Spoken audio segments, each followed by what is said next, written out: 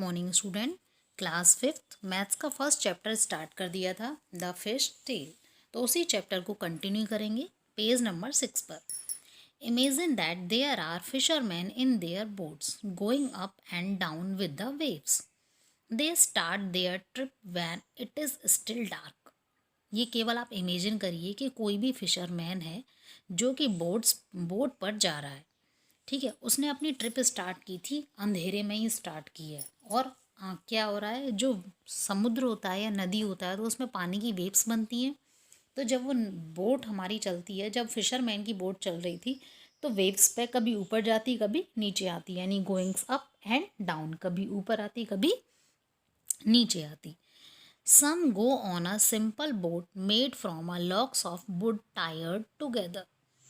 पहले simple way में जो फिशरमैन होते थे वो उन्होंने स्टार्टिंग कैसे की थी। सबसे पहले नाव नहीं बनी थी। सबसे पहले क्या हुआ था तो जो लकड़ी के बड़े बड़े लॉक्स होते थे ना, लट्ठे जो होते थे, उनको बांध लेते थे और बांधने के बाद उनको पानी में डाल देते थे। जब वो पानी में डालते तो वो तैरने लगते, तो उसी के ऊपर वो खड़े हो जाते और वो एक जगह से पानी के फ्लो के अकॉर्डिंग दूसरी जगह तक पहुंच जाते थे। But if the sea is rough with very high tides and a strong wind, then these fishermen have a very difficult time. लेकिन समुद्र में क्या होता है बेटा, बहुत तेज आंधी आए, पानी का बहाव बहुत तेज हो, फ्लो जो है बहुत तेज हो, वेव्स बहुत ऊंची ऊंची बने, तो वो टाइम जो होता है वो फिशरमैन का, जो मछुआरे होते हैं उनका, वो बहुत ही ज़्यादा कठिन टाइम होता है, क्योंकि उस टाइम पर उनको लॉग बोट से एक जगह से दूसरी जगह आना बहुत ही डिफ़िकल्ट होता है। These log boats do not go very far. ये जो लंबी लॉग बोट्स जो होती हैं, लट्ठे से जो नाव बनती है ना, ये ज़्यादा दूर नहीं जा सकती। If the wind is helpful, अगर हवा इनकी हेल्पफुल है, यानी इनकी डायरेक्शन में ही हवा चल रही है, तो they travel about 4 kilometre in 1 hour. तो ये केवल 1 घंटे में 4 किलोमीटर की डिस्टेंस को कवर कर सकती हैं। क्लियर? 1 घंटे में कितनी चल सकती हैं? 4 kilometre. Good. Next, how long will they take to go a distance of 10 kilometre. तो अभी बताइए कि 10 किलोमीटर में कितना चलेंगी। तो सिंपल क्वेश्चन है, मैथमेटिक बेसिस पर हम इसको यूनिटरी मेथड से कर सकते हैं कि जब 4 किलोमीटर में चलती है 1 घंटे में, 4 किलोमीटर चलती है 1 घंटे में, तो 1 किलोमीटर चलेगी 1/4 आवर में। तो 10 किलोमीटर 1/4 मल्टीप्लाई 10, यानी कि 10 इज डिवाइडेड बाय 4। 4 का डिवाइड अगर हम 10 में करेंगे तो कितना आएगा? 2.5, यानी कि 10 किलोमीटर की डिस्टेंस को कवर करने में उसको टाइम कितना लगेगा? 2.5 घंटा लगेगा। Guess how far you can go in 1 hour if you walk fast. अब ये केवल इमेजिन करना है कि 1 घंटे में आप कितनी दूर चल सकते हैं। Clear student? चलिए next, fisherman can feel the wind and look at the sun to find out which way to go. Many of us would get lost and not be able to find our way on the sea, where you only see water and nothing else. ये केवल student imagine वाली बात है, imagine करनी है कि जो fisherman है वो समुद्र में है, बहुत तेज हवा चल रही है और केवल वो सूरज से ही पहचान सकता है डायरेक्शन को, कि उसको कहाँ जाना है, सूरज किस डायरेक्शन में जा रहा है, किस डायरेक्शन से उसने राइज़ किया है, यानी किस डायरेक्शन से वो उगा है और कहाँ जाएगा। तो अगर सूरज ना निकले तो समुद्र में जो उस टाइम पर होता है वो तो एकदम घबरा ही जाएगा बेटा, क्योंकि चारों तरफ उसको केवल क्या दिखेगा? पानी ही पानी। उसे समझ ही नहीं आएगा वो कहाँ जाए कहाँ नहीं जाए। तो जब समुद्र में होते हैं तो सबसे ज़्यादा हेल्पफुल कौन होता है? सन, क्योंकि सन की हेल्प से वो क्या पता लगा सकते हैं? डायरेक्शन का पता लगा सकते हैं। अच्छा स्टूडेंट, एक बात बताइए, आप लोगों को मालूम है कि सूरज किस दिशा से निकलता है? मालूम है? Yes, east. Very good. Yes student, आप तो बहुत इंटेलिजेंट हो। सूरज किस डायरेक्शन से निकलता है? ईस्ट से निकलता है। और किस में छुपता है? वेस्ट में। गुड। तो इसी से पता लगा सकते हैं कि सूरज ईस्ट से निकल रहा है और वेस्ट में छुप रहा है। ओके, नेक्स्ट है फाइंड आउट। चलिए इसको पता लगाते हैं। Look at the sun and find out the direction from where it rises. यही हम पूछ रहे थे अभी। आप सूरज को देखिए और बताइए वो किस डायरेक्शन से निकलता है? East. Good. From where you are, जहाँ पर आप हो, what interesting things do you see to your east. अब जहाँ पर आप हो, आप देखिए आपको ईस्ट डायरेक्शन में क्या दिख रहा है? जो भी दिख रहा हो उसका नाम यहाँ पर लिख दीजिए। Next, name 2 things that are lying to your east. और आपको कोई 2 ऐसी थिंग्स, वस्तुओं के नाम बतानी है जो आपकी वेस्ट में हो। ठीक है, बता देंगे, गुड। नेक्स्ट टॉपिक है what a catch. Out of the sea fisherman look for a place where they hope to find a good catch of fish. समुद्र बच्चों बहुत बड़ा होता है ना, बहुत बड़ा होता है, उसका कोई भी ओर छोर हमें नहीं मालूम होता। तो उस टाइम पे जो फिशरमैन होते हैं वो क्या करते हैं, उस सी में एक ऐसा किनारा देखते हैं, ऐसी जगह देखते हैं जहाँ पर उन्हें बहुत अच्छी मात्रा में मछलियाँ मिल सकें। There they spread their net, और वो उस जगह पर अपना जाल बिछा देते हैं। They will have to wait for many hours for the fish to come in to their net. और वो फिर वहीं बैठकर घंटों उनका इंतज़ार करते हैं कि वो मछलियाँ आएँ और उनकी जाल में फंस जाएं। Look at the different type of boats. यहाँ पर बच्चों आप अलग अलग तरह की बोट्स देख रहे होंगे ना, अलग अलग तरह की डिज़ाइन की हमें बोट दिख रही हैं। Some boats have motors and go further into the sea. कुछ जो बोट होती हैं उनमें मोटर लगी होती है और उनको समुद्र में डाला जाता है। Since they go for out they can catch more fishes. ये क्या करती हैं, ये बहुत एरिया में जाकर मछलियों को पकड़ती हैं। दीज बोट ट्रेवल फास्टर, ये बहुत तेज़ी से चलती हैं। At the speed of about 20 kilometre in 1 hour. और इनकी जो स्पीड होती है वो 1 घंटे में 20 किलोमीटर की होती है। कितनी ज़्यादा होती है ना बेटा। लॉग बोट्स जो थी वो केवल 4 किलोमीटर चल रही थी 1 घंटे में, और ये मोटर बोट कौन सी चल रही है, 20 किलोमीटर। वाओ, अगर उसका कंपैरिजन किया जाए तो 5 टाइम्स ग्रेटर देन, 5 गुना ज़्यादा। Wow. How for would the motor boat go in 3.5 hours. अब आप इस क्वेश्चन को भी उसी तरह से सॉल्व करेंगे।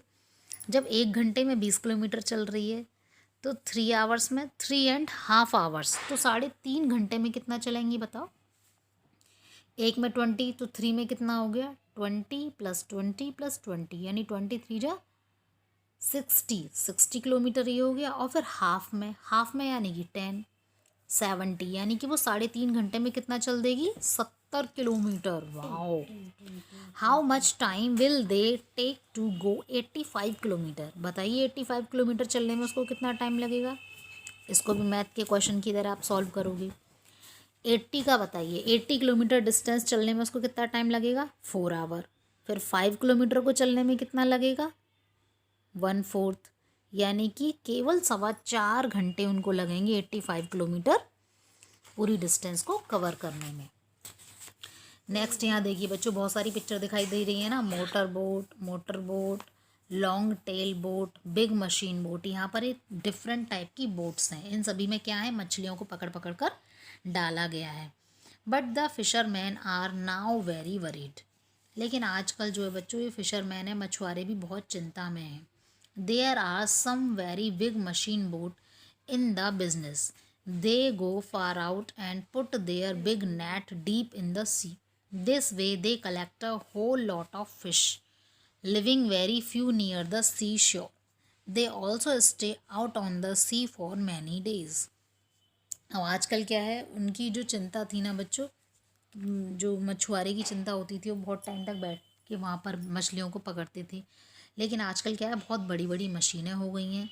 वो मशीनें बहुत दूर तक चली जाती हैं और बहुत गहरी तक चली जाती हैं, जिससे कि उनके जाल में बहुत सारी मछलियाँ फंसकर आ जाती हैं। यानी कि बहुत एक अच्छे अमाउंट में उनका कलेक्शन हो जाता है मछलियों का कुछ ही टाइम में। इसके लिए उनको जो समुद्र का किनारा होता है, सी श्योर जो होता है, वहाँ पर वो कुछ टाइम के लिए स्टे भी करते हैं, कुछ दिनों के लिए स्टे करते हैं। और 3-4 जितने दिन इकट्ठा वहाँ पर रहते हैं उतने टाइम में वो अपनी बोट को पूरा फुल भर लेते हैं मछलियों से। These big machine boat also catch the small baby fish. ये जो बड़ी बड़ी मशीनें होती हैं ना, ये मछलियों के साथ साथ बहुत छोटी छोटी मछलियों को भी पकड़ लेती है। Which have yet to grow up, जो कि अभी इतनी बड़ी भी नहीं हुई होती हैं।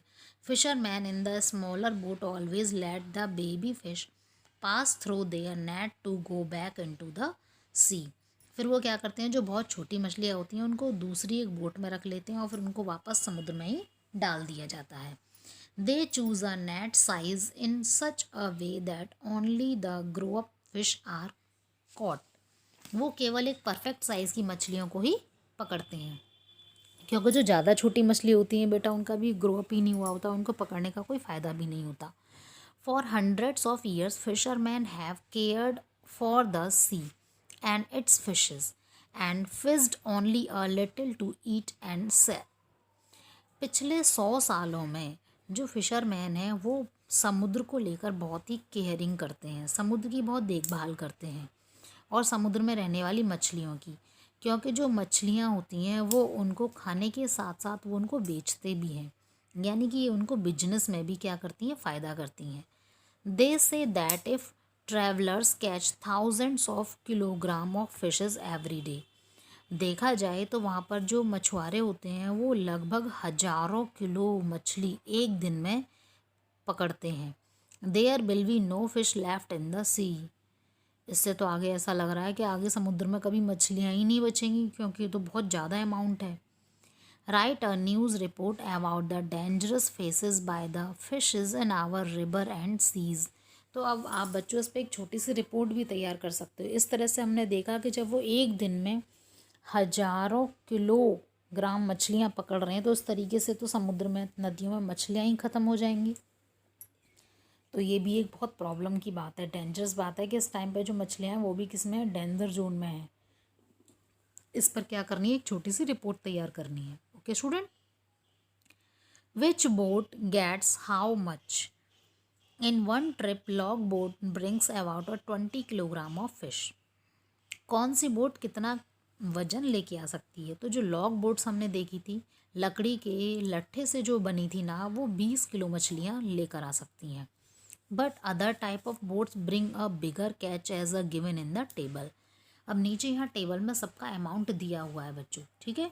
तो आपको ये टेबल अच्छे से रीड करनी है और इसके सारे स्टेप पढ़ने हैं कि कौन से तरह की बोट में कितनी मछलियाँ आ सकती हैं और उस बोट की स्पीड क्या है।